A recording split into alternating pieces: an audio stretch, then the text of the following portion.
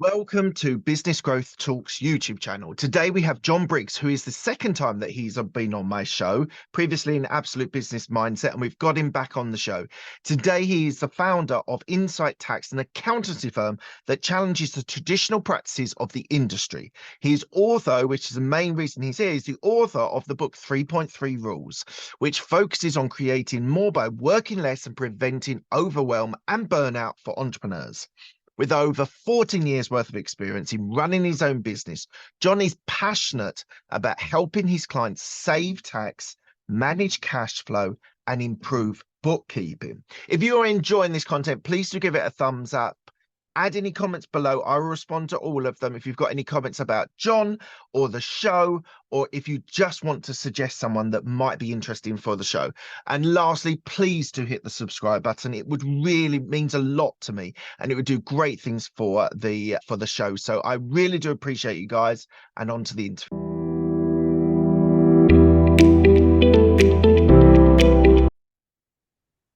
I want to welcome John Briggs back to the show. We last spoke in 2021, where we talked about his business journey on the previous show, Absolute Business Mindset. John is the founder of Insight Tax. He goes against the big four accountancy firms with his new workday normal. He has created a rock star culture with a consistent revenue growth. John helps his clients save tax, manage cash flow, and help with bookkeeping. He also has a second book come out called 3.3 Rulebook, which is going to be released in January, but you can pre-order it now, where he talks about creating more by working less. He wants to help entrepreneurs with preventing overwhelm and burnout. John lives in Utah in the USA. Hello, John. Thank you so much for joining me today. How are you doing? I'm doing well. I'm so excited to be back. Oh, so good, so good. You are quite a rare breed. I do bring guests back, but it's not quite as probably regularly as I could. So when your team reached out to me, I thought this is brilliant. We can get you back on, and we can ask some of the same questions and obviously some different questions as well. So the first question I want to ask you is, what does a business mindset mean to you? Business mindset is, for me, someone who understands the balance between taking care of your team and having a business that can be around forever. I think so. I've developed what I call the Forbes Ramsey spectrum. And it's because I read an article in Forbes once, and it said, hey, we know that companies have to lay off employees and they have to squeeze everything to get the profitability, because that's the game. It's all about profit. And then on the other side, you have Dave Ramsey, who has made comments. He was on a podcast once, and someone asked him about this methodology called Profit First, which is just a cash flow management system. And he said, no, I've never heard about that methodology, but it's always about people first. And like most spectrums in the world, the answer is never on the extremes. It's always somewhere in the middle. So I want to take care of my team. If I have a business mindset, I want to grow. I want to provide a lifestyle for people. But in order to do that, my business exists to make a profit. I have to have profit to support my team. I have to have profit to stay in business. So the business mindset for me is a balance between the two of those things. So you brought up Dave Ramsey, and it's someone that I've been viewing for the first time in the last sort of 3, 4, 5 months. And I feel that when you look at the show that he does and the people that work with him on the show, he very much is for people that are struggling a really bad shape. They've got a lot of consumer debt, maybe a lot of educational debt, university debt as well, and they don't know where to go. And his strategies of spend less than you're making, invest some of it, don't have any debt, get rid of all of the consumer debt.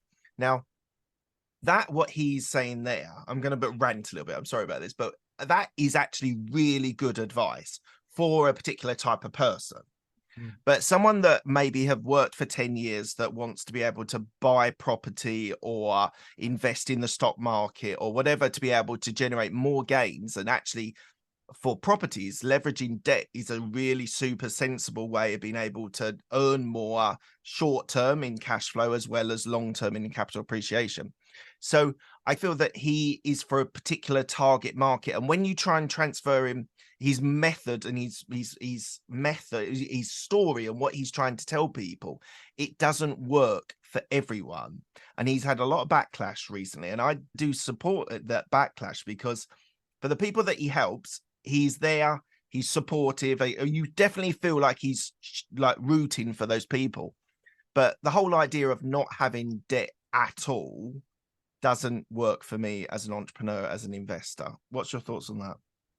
Yeah, I will start with, I have a special place in my heart for Dave, because when I was my own business as it was growing, and I'm in a windowless office, and I'm working till 3 o'clock in the morning, I had his like radio syndicate playbacks on loop in, so that I just had a voice in the background, Right. because I was uncomfortable feeling alone, right?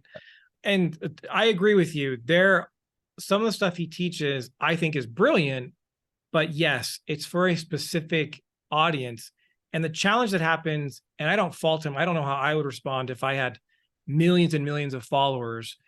Like, sometimes our ego gets bigger and we become a little bit more feeling of self-aggrandizement. Like, Yeah. I'm a more important person than I really am.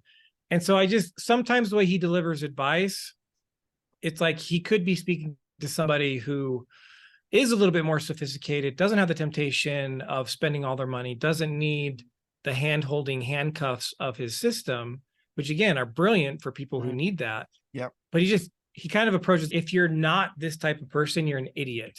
Yeah. And I don't love that approach. Yeah. I'm a big fan of the debt snowball, which we give credit to him. He didn't create the idea though, but we counsel our people to pay down their debt using the debt snowball.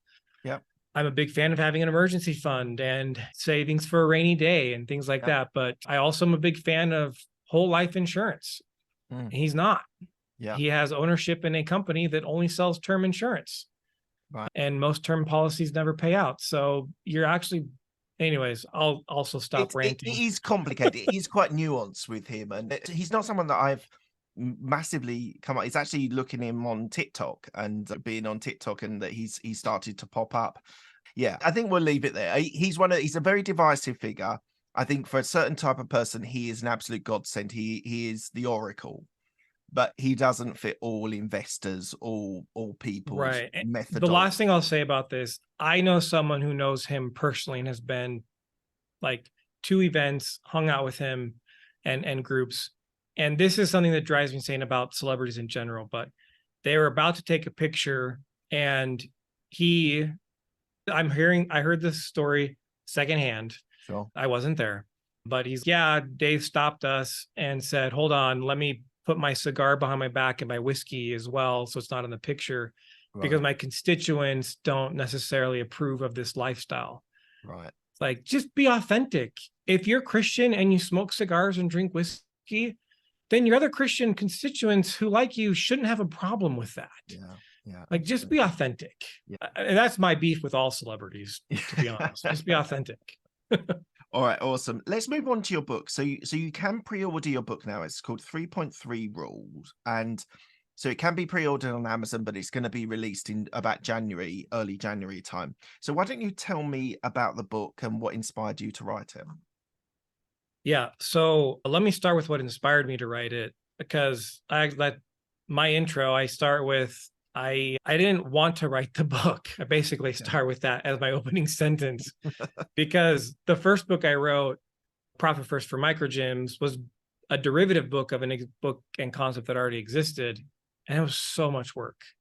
This book is completely my own experience, growing my business, things that I've seen on how I operate that help us. But it all started with this idea of, I wanted to write a book just to the accountants and accounting industry, to tell them, if you're an accounting firm owner, you have to do better. You have to stop sucking the soul out of the life of your team members. You can live your life without being slave to a deadline, the government filing deadlines. And I feel like we've created a firm that has broken that mold. And so I wanted to get the message out so that someday we can become significant enough that the Big Four, who everyone in the industry tries to copy, will change their ways. Right. That's why I wrote the book. But then as I wrote it, it took 2.5 years from Wow. conceptual development, getting it clearly written. Anyways, during that process, I'd meet people. They're like, I'm a lawyer and this applies to me. I'm an engineer. This applies to me. I've seen this in my industry. So come to find out, a company sucking the soul out of their team members is not just limited to accounting industry. Who knew? I know. And so that's why the book evolved to reference and refer to all businesses and just an overall change in the way I want to look at it, look at the world. So the idea is this. Let me start with this analogy. So imagine there's a little girl, they're at a family dinner, and they're in the kitchen making pot roast. And her mom cuts off the ends of the pot roast, puts it in the pan, sticks it in the oven. And the daughter says, Mom, why did you cut off the ends of the pot roast? That's interesting. That's how my mom taught me. So the grandma's there. Hey, grandma, why did you teach my mom to cut off the ends of the pot roast? Huh, that's how my mom taught me. Great grandma sitting on the porch away from all the noise in her rocking chair. And the little girl comes out and says, hey, great grandma, why did you teach the family to, like, how has this gotten passed down? Is it a secret Italian recipe? Does it release the juices? What's going on? And she said, my pot roast pan was too small. Sometimes we do things in life just because that's how it's been done, but we never stopped to think about why was it done that way before? Yeah. What is the context? I won't go on a rant, but I'll just say this. Currently in today's society, I think it's dangerous to judge the past based on the knowledge we have today. I think with the knowledge we have today, we move forward. Yeah. But I think it's cruel and eliminates a lot of important history if we just say these guys were evil because of something we understand today that didn't exist back then. Now, enter the 40-hour work week. Most people don't know that the history of the 40-hour work week happened. It started in the early 1900s. Up until that time point, people are working hundreds of hours a week. Okay, and that was standard. Yeah. People just, if I'm working 100 hours a week, I don't have a lot of time for leisure life. Okay, so then enter Henry Ford, who sells cars. He wanted to sell more cars. How do I get people to sell more cars? Let me give them some more time. So instead of 100 hours a week, I'm moving to an 8-hour workday. But it was still 6 days a week. It didn't increase the car sales because if people only had one day off, it's not enough time to drive somewhere. They just want to recoup to go back. But 8 hours was kind of structure. Then, so he made a big move, which he got a lot of backlash from the world. I can't believe Henry Ford did this to us. I'm giving him Friday or Saturday and Sunday off. We're going to give him a 2-day weekend. He sold more cars. Yeah. So the 40-hour work week, because leisure time was available and people could travel. Exactly. Therefore, they then bought cars. Yeah. And so we have stuck with Monday through Friday, 8 hours a day, because Henry Ford popularized it. The government got on board. They started introducing like overtime laws, but that was 100 years ago. What do you think about the potential in happening in sort of knowledge industries of 4 days a week and cramming everything in Monday to Thursday? What's your thoughts of that? Yeah, I will get into that because I've definitely studied those businesses who have looked at that. Move to a 40-hour work or a 4-day work week or a 32-hour work week spread out. There's been a decent amount of experimentation on that, not just in the US. There's actually, I think there's nine to 10 countries I talk about in my book that have experimented with that. The problem with that is that, like, with these experiments, some had some lasting benefit and others didn't, but none of it was based on science. All it was just based on, oh, we've accepted this idea, 40 hours a week is what we should be working.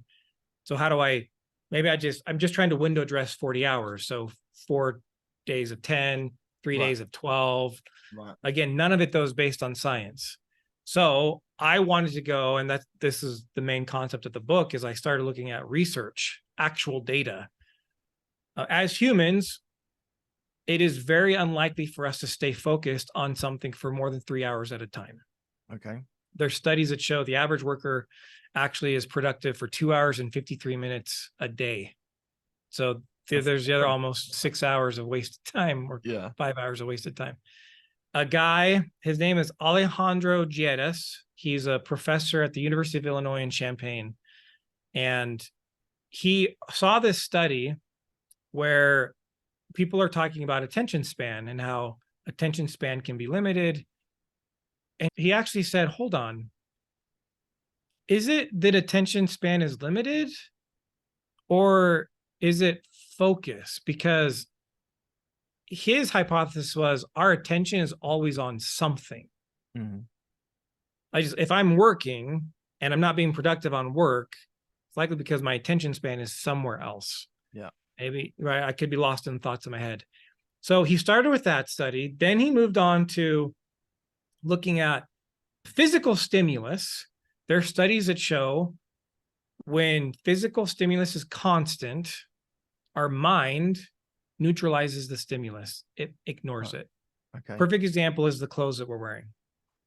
We put on our shirts in the morning and our mind stops registering the sensation. But now that I bring it to your attention, if you wiggle a little bit, you can actually feel your clothes moving on your skin. Yeah. Because it was a constant stimulus, our brain neutralized it. Those studies even show if you stare at an image long enough, that image will disappear from your vision, even though it didn't physically get removed.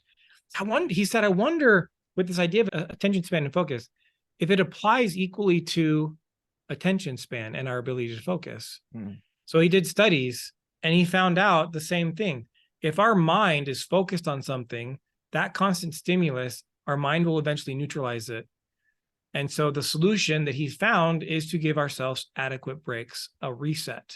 Right. So with that science in mind, the book talks about how the most efficient workday structure is to work up to 3 hours at a time, followed by a 30% recovery period. Wow. That recovery period then allows us to reset, gives us permission not to work.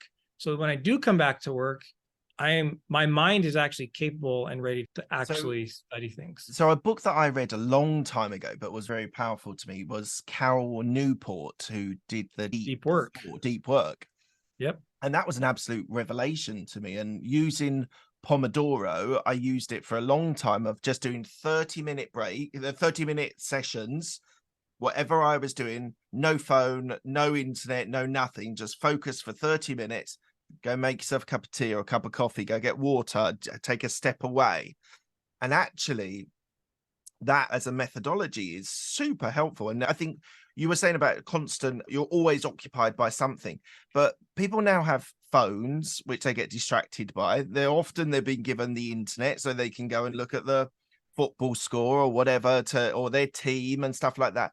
I think there are a lot of distractions, and I'm not saying we shouldn't have those things in the workplace, but I think you've got a valid idea and methodology that get people to work focused without interruption.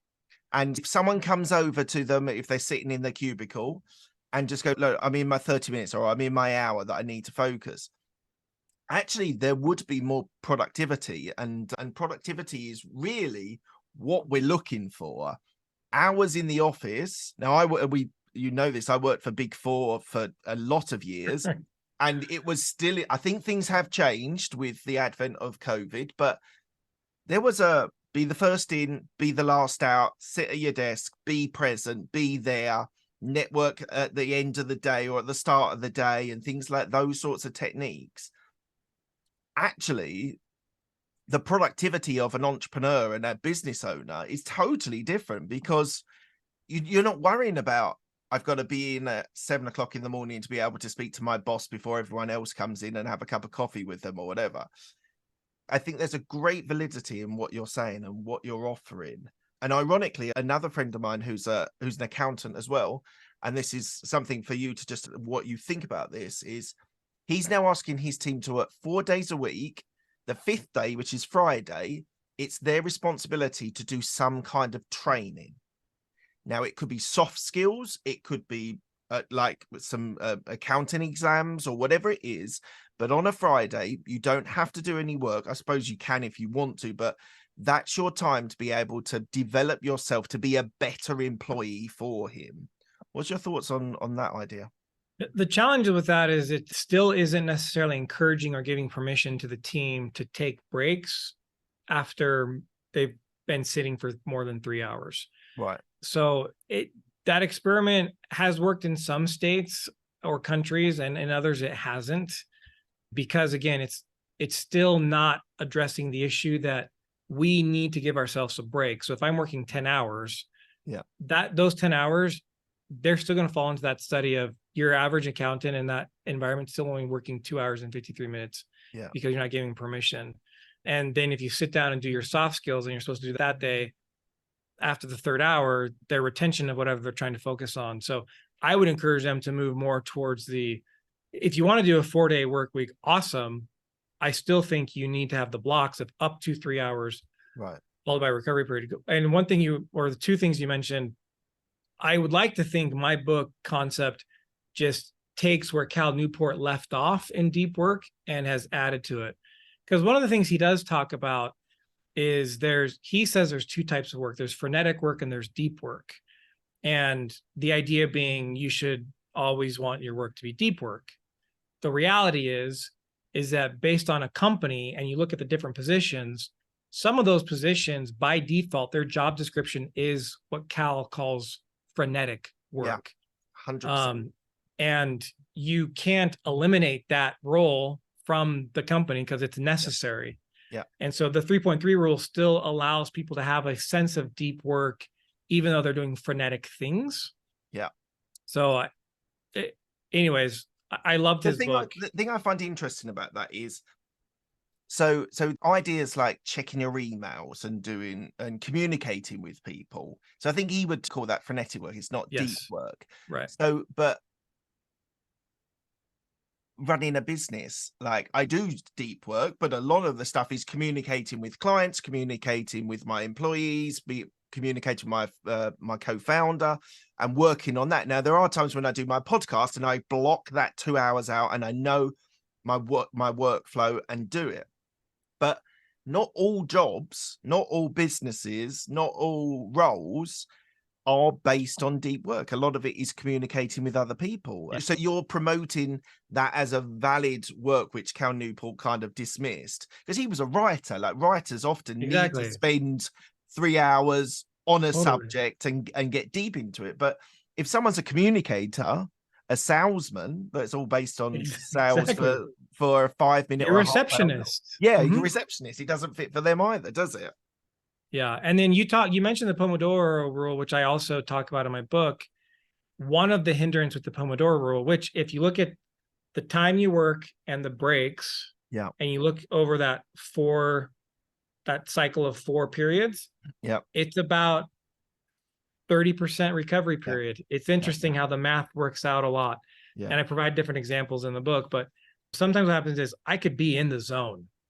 Yeah. And because I can focus for more than 20 minutes, when that timer goes off, I've now broken that almost Zen state that I was in of workflow. Yeah. And so that's one of the hindrances. That's why we give people the flexibility. So I know an author, he's a little bit more ADD than I am.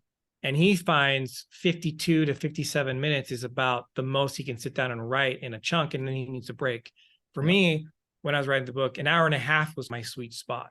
Right. But it still comes down to, so find what works for you personally. And depending on the task, that also could change.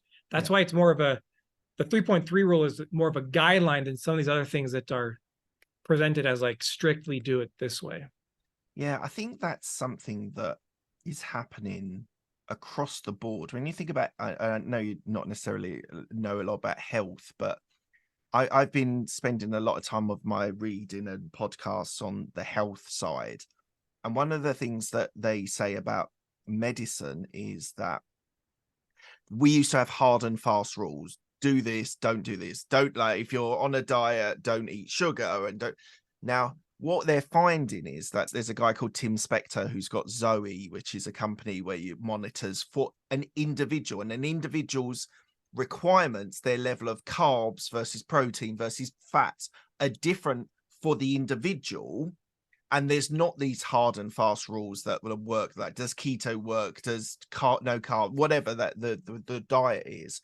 And I think we're coming to that with a lot of different things in society, in work, in health, that actually, yeah, there can be like general rules that are good guidelines for everyone to work on, but the individual now has to take an element of responsibility on what works for them and be able to understand their rhythm for their day. Are they an early starter? Are they a night owl? What works for you is going to make the best productivity, whatever your business, whatever your role is. And having that flexibility to work with people's rhythms, I think, is something really important. What do you think? Totally agree. Yeah, I think sometimes we actually hinder ourselves because our friend said they're doing this method and it's awesome. And so you try to do it the exact same way and it didn't work for me. Yeah. And that's why we wanted the 3.3 rule to be that guideline. It's up to 3 hours. So if that means 30 minutes, you can only work 3 minutes at a time. Cool.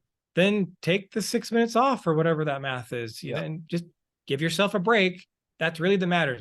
A period of focus time, a focus block, and a period of a recovery time.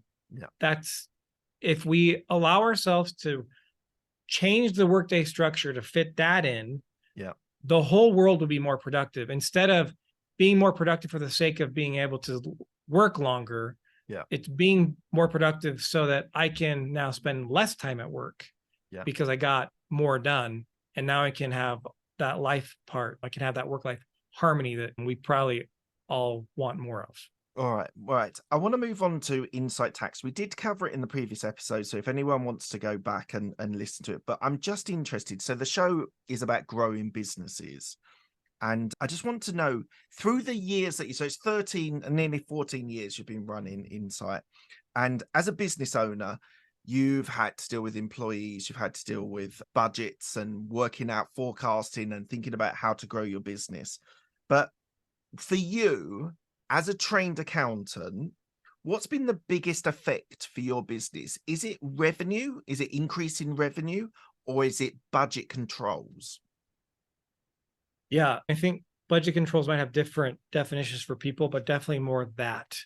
People are probably familiar with the Inc. 500 list or Inc. 5000 list. It celebrates and rates people based on the percentage of revenue growth. I worked for a company that was number 88th on the list of the Inc. 500, and they went bankrupt the same year. Wow. Because focusing on revenue is super sexy, but revenue doesn't determine the health of your business.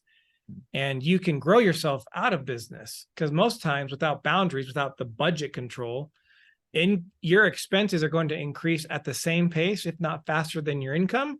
And if your income drops, your expenses don't nearly drop at the same pace.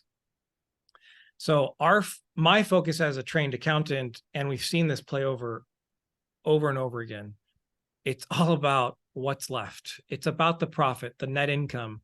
After I pay my expenses, how much is left over? Because that allows me, that controls how much can I reinvest into the company? How much can I reward my team so that they then perform better because they enjoy coming to work more? And I don't have to replace them, and replacing them takes a lot of money. Like, it's got to be the net income element, the profitability. I think just focusing on revenue is so dangerous. It's a great metric, but it can't be the only metric. Absolutely. 100% agree with that. And so you talked about earlier on about starting the business and it just being you. Who was your first employee? Oh, Heather Harris. Oh, she was great. And she was with me until she decided to be a full-time mom. It was awesome. She actually still works part-time for us. So it's been 10 to 12 years. So I laugh because when it was just me, I didn't want to let people down. So when they say, "Hey, John, can you do my taxes?" Yes, of course. And I got to this point where, from a capacity standpoint, my jug was full and just water's flowing over. And if there's nothing to capture that water, then I'm making a mess. It's the same with our clients, right? If I'm not aware of how much I can take on, those clients that overflow are the ones who get the bad service. So I got to the point where I'm like, I can't keep working until 4 o'clock in the morning and living off of a couple hours of sleep. So I needed I thought an assistant probably is the most logical first hire. We interviewed, everything, it went great. She said yes. She starts first day and she's like, John, what do you want me to do? And I was like, I don't know. Check my email. Like it was I answered her question with a question. Yeah. Because I didn't have time to sit and think about what should you be doing for me? And luckily, I lucked out with her as a hire because she's super capable. And she did start managing my email, but then figured out, oh, John has needs in these different areas, Right. and she's able to step in. I don't know if everyone's that lucky with their first hire.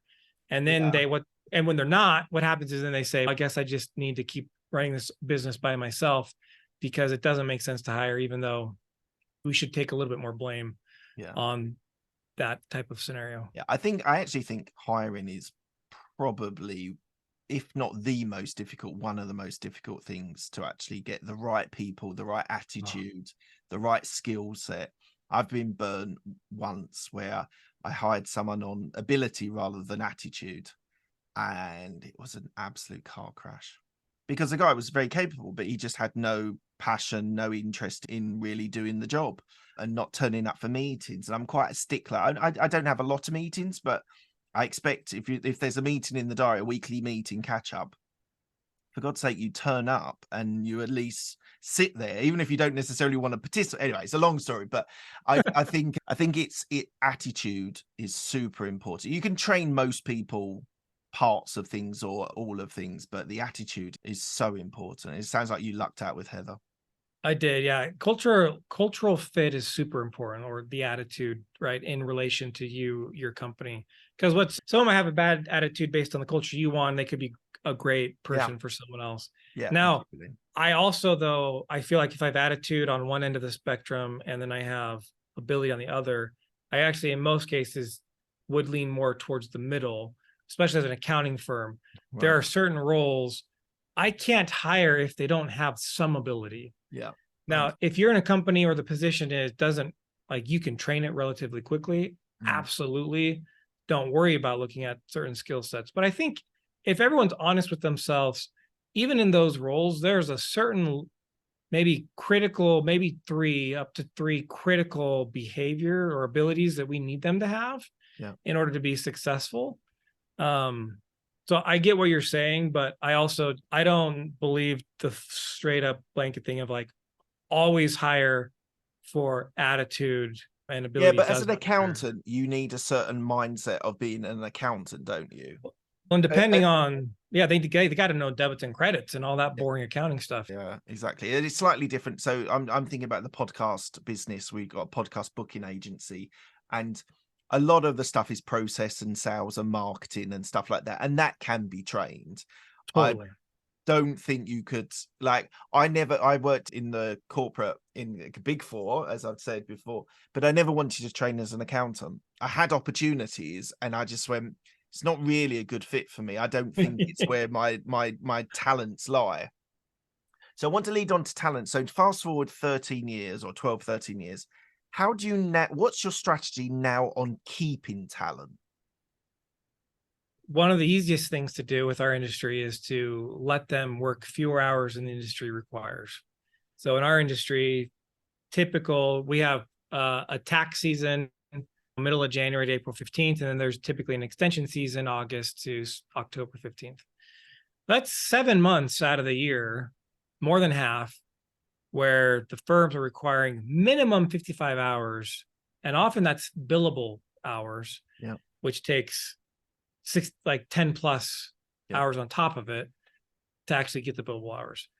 Our team has averaged 42.6 hours a week during tax season in the last 2 years. Wow.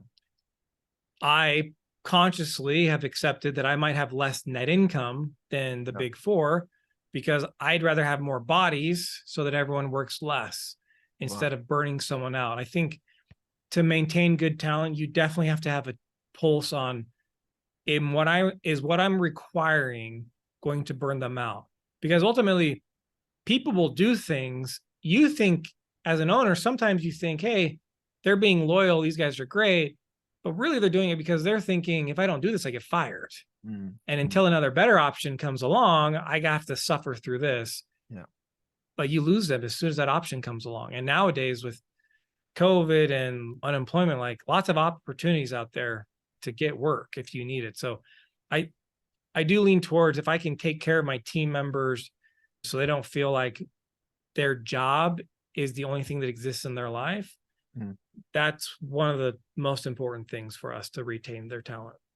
But some of the people that are listening to the show are sort of new entrepreneurs and they're looking for hints and tips on how to grow a business. And this is what the show is focusing much more on how to grow a business. But as an established business, what does business growth mean to you now?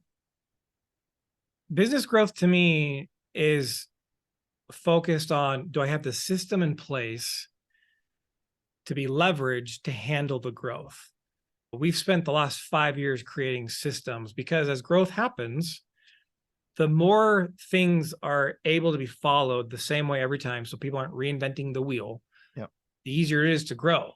If I Yep. don't have systems in place or procedures and I hire a new person, there's a lot more investment into that person to get them up to speed. In most cases, the business owner doesn't even have the time, right? We hire the person because we're desperate to fill Yeah. the need, but then we don't actually give them the training and feedback and supervision necessary for them to really excel at that position. Then they fail, we get mad, and we say, I'm just not going to grow. There's not enough good people out there. When really we just have to take responsibility. We didn't do proper training. Yeah. So growth is systems, training. Yeah, most of the time growth is happening, right? If growth is happening, it means I have something good in place with my marketing and sales. Yeah. That's how growth happens on some level. Yeah. How do I maintain that? We should have an expectation of our quality of work. So how am I maintaining that expectation? One thing I've learned in growth, Mark, is that there are definitely certain levels as well, though, like 0 to 100. Most people can do that by themselves. And depending on the industry you're in and what you charge, 350 to 500,000, you potentially could do by yourself. There will be that first step though, where now I need to hire someone. Well, what does my company look like at that stage? It's better to think about those types of jumps instead of, I'm now in this scenario, let me band-aid fix some of the problems that I have. So like we've noticed, we had to massively change the way our systems and our company was structured at about 2 million. And now with the growth that we have, we had to redo that a few months ago because we're on track to 10 and 20 million. And so now that the thought is, okay, what do we look like though as $100 million company? That's likely the next step. While it will take years to get there, but I want to backtrack. What does my org chart look there? What is the systems I have in place at that level? What are the team members I have at that growth? And I can reverse engineer it. And now I'm operating, all the decisions I make are based on that goal, knowing that because the system I have now isn't going to handle $100 million in revenue. And so I don't know, I'm ranting on that, and I'm probably not bringing home. No, I understand. It's an interesting and let's come to the 2 to 10 to 100 just for a minute. But that first million or the first 500,000 profitability, a lot of people see, especially things like personal wealth, they say, oh, the first 100,000 that you recoup or you earn and you put into savings is the hardest, and then it becomes easier. Now, when people grow businesses, it's a slightly different idea because you get to a point where you're oversaturated, you then hire. If they're good at what they do, then they can fill in some of the gaps that you're not filling. But when you're looking at that step to the first million profitability, not just revenue profitability, for you, have you found that to be the hardest to be able, because what I've seen and what I've experienced is that the first couple of employees are probably going to be generalists and they're going to fill in gaps where either you haven't got the time or you haven't been able to do that. But when you get to the point where you have to have someone who deals with finance, someone that deals with marketing, someone that deals with operations, who manages your employees, being able to get to that systemization, is that the hardest bit? Or are you only just getting bigger problems the further up you go? Different problems, right? I think psychologically, the first 100,000 is the hardest because we've never done it before. And now automatically, by definition, because I've done it before, it now feels easier to do the next year. But if we take that aside, to get from 100 to 1,000,000, I think that jump is probably equally as hard as getting from 0 to 100. I agree. Right? Because my system's changed. I have more people involved. I have more clients. I don't have insight into every single thing going on. Exactly. Right. And there's a trust. You then have to trust your employees, your managers, your operators to be able to do the work that, as the business owner, as the entrepreneur who's thinking about maybe market expansion into another industry or another geographical location. That's the bit that I've experienced and I feel is most difficult for entrepreneurs, is because there's an element of, I can't be involved in every employee that we have at this company now. They have to have managers in between us to make it work. And actually that systemization, which you talked about just then, actually implementing systems that other people manage, I think that's the biggest problem. And that's what some entrepreneurs can't drop their own ego. They feel they have to be involved in everything. Yeah. But actually, and it's funny, once they drop that ego, it does become easier. Yeah. Because now you realize, oh, I trust them and I can have a 10-minute meeting with them once a week, as opposed to being the guy. Yeah. I think one thing that we need to understand as business owners, regardless of where we're at, if we're trying to grow in a growing company, we are always the most incompetent person in our business. The reason being, if I go from 0 to 100, I've never been at 100 before. Okay, but if I stay at 100 and I'm not growing, I know how to handle a company that's 100,000. Right. Okay, but next year I do 1,000,000. I've never had a company that did $1 million before. So I don't know how to do that yet. I'm trying, and maybe there's new skill sets where I can hire team members. They follow the systems we do, and they do the same thing every day, the same way. They become very competent and efficient in that. I think we just have to accept that as a growing company, if you've never been at that size before, it's totally okay to feel like, man, I don't know what I'm doing. Absolutely. Like I had one of my accountants, they're a little mad at us with some of the things we changed. It just feels like you guys are just making up crap as you go along. I'm like, we are. We've never done this before. Yeah, I think you're right. I think you're right. And like, you've got people like Richard Branson, who has been the art of delegation. I found his autobiography so inspiring. That whole idea of just saying, there's things that I'm good at and there's things I'm not good at. And I need to get the best people in place to make that continual growth. So there is an element of trusting people with your baby and saying, this is yours. You need to look after it. Yes, we can have touch points once a week, whatever it is. But you have to give that, as you said, and I said, drop that ego that you don't have to be involved in everything. And if you're going to accelerate growth, that's how you do it, by getting great people, managers. Before we go on this, I just want to ask one other question. Are your, and this I asked this question to some of my guests, but are your employees entrepreneurial or are they workers? We have a combo. And to me, entrepreneurial versus worker, I don't necessarily want someone to be entrepreneurial. I want them to be autonomous. Right. So in a growing company, like you mentioned, trust, one of the most common mistakes made, though, when someone drops the ego, and a lot of times they drop the ego out of desperation. Like, I literally can't do all this anymore. So I have to trust you to do it. When they say, I trust you to do it, most of the time that first looks like abdication. Hey, I need you to do this. And in the back of my head, I'm thinking, man, I really hope Bob pulls together and gets that done. But I don't have time to follow up with him. I don't have time to review his work. I don't have time to sit down with him to help him improve. I abdicated. So trust your team, yes, but it needs to be proper delegation. Especially in the beginning, you might be spending more time on that thing you're trying to get off your plate because you have to invest in the development of the person you're asking that you're now going to trust to do it. I can trust they do it, but I also need to delegate and give them the guidance necessary to be successful in that responsibility. Yeah. So it's a blend, isn't it? It's, you have to give up some of it and you have to trust people to do it, but you have to give them the skills and the processes and the systems to be able to effectively do that. And there's always this tier, isn't there? I always would think of the E Myth by Michael Gerber. You've got the entrepreneurs thinking strategically. Where do we grow from here? You've got your managers in the middle that have the systems and processes and look after the rest of the people. And then you've got the technicians at the bottom who are the doers, who are at there. And people can move up and that's totally understandable. But there is distinctly in virtually every business those three levels, isn't there? Absolutely. And I think that everyone who's listening here or watching, Michael Gerber, E-Myth, anyone that wants to think, the E stands for entrepreneur. It's a great book. It is incredibly fascinating how he simplifies, but actually adds a lot of weight to how to grow a business as well. So I would definitely recommend that to everyone. Look, we're coming to the end of the interview. I asked the same 6 questions to all of my guests. They're quick-fire questions. They don't need a quick-fire answer.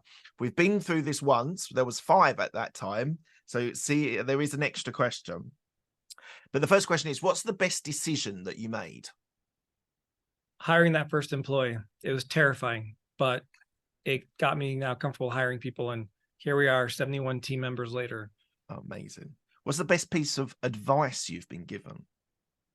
That it is okay that if something is true now as you grow, and I'm not talking about eternal truths like gravity, things like that. Is if something works for me now at one level, as I grow to the next level, that may not work for me anymore. And that's totally okay. I've had lots of mentors in my life that were perfect for me at the time I needed them. Yeah. That right now, with the size of the company I have, they don't have the expertise or knowledge to be able to be a mentor for me anymore. Yeah. And I don't love them any less. Yeah. They were like, find the advice that is ready for you right now at where you're at. Absolutely. Who's helped you most in your career? Oh, goodness. I don't have a single person. It's the same idea. Like, I've been really fortunate to understand that where I'm at, what's the mentors that help me get there. And each of those mentors, I can Garrett White when I was smaller, Kelly Roach right now. There's just so many mentors, but they were what I needed at that time. Yeah, I get that. Tell me about a regret that you have. I have learned through a few bad regrets. It's very important to get certain things in writing, especially with friends. We've been through some pretty ugly lawsuits that could have been solved if we just got something in writing when we were both happy with each other. And then all of a sudden, everyone has different stories when there's disagreements about a lot of money. Oh, yeah. So get things in writing. I regret not getting certain things in writing. Lending money is always, and I do real estate, and when people are going into business relationships where they've been friends for a long time, that can prove pretty tricky for people. And sometimes I don't always say this, but sometimes I think you probably should leave that one because you've got a really good friend there and you don't want it to be disrupted by it. But I think it can work. Business relationships, when it's lending money and things like that, they can really work because you're both pulling in the same direction, but you've got to make sure you are pulling in the same direction. You want the same things. That's what I think is important. Okay. What are you most proud of? Man, honestly, when I was in my windowless office, I had no idea that it would become what it is today. While I haven't changed the accounting industry yet, I've changed it for the people that I work with, and they have a beautiful life because of it. So I'm super proud of what they get to do because they bought into the vision and they helped get the company to where it's at, and it's blessing their lives in a way that other accounting firms can't even get close to touching.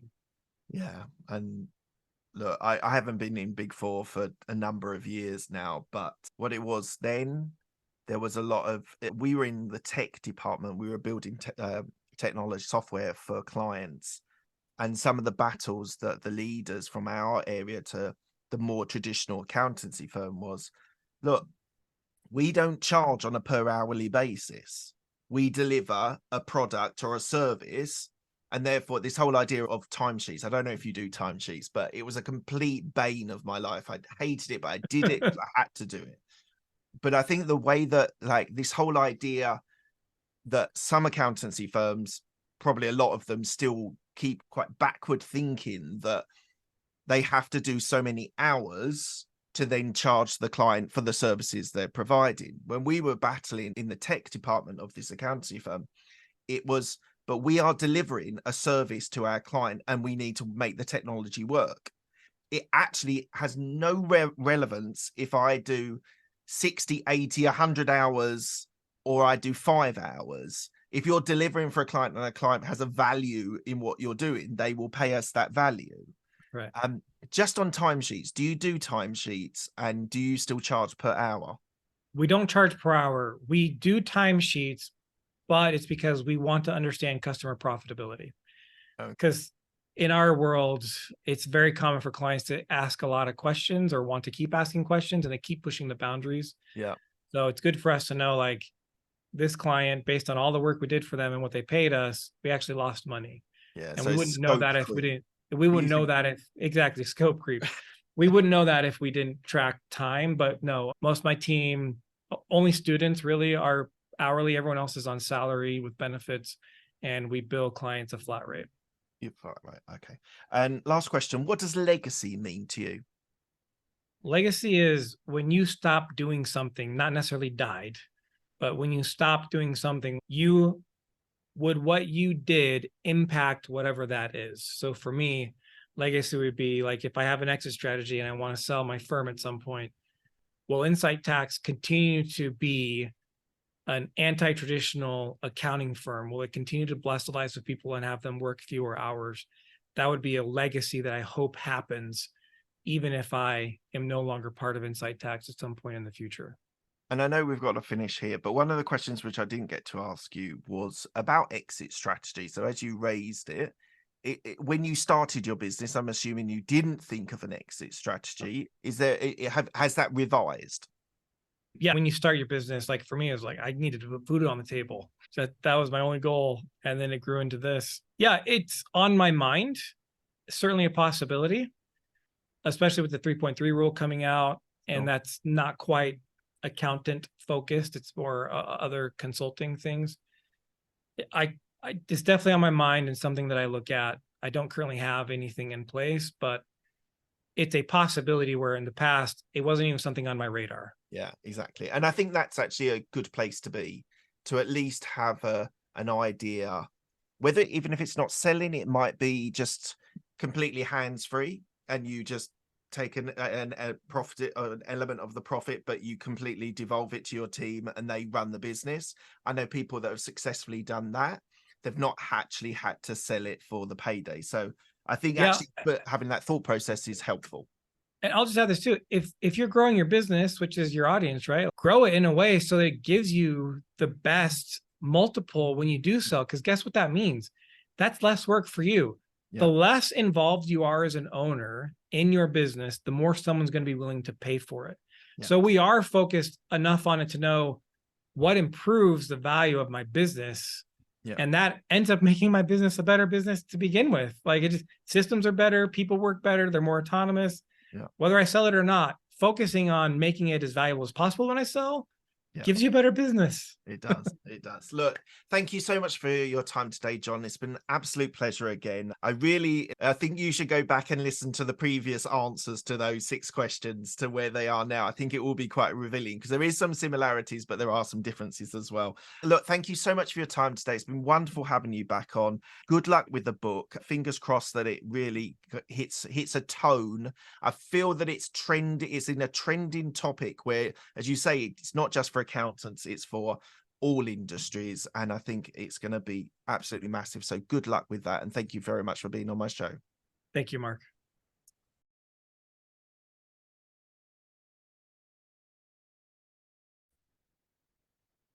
Right, that was interesting, wasn't it? So John Briggs, as I said, I interviewed him in 2021.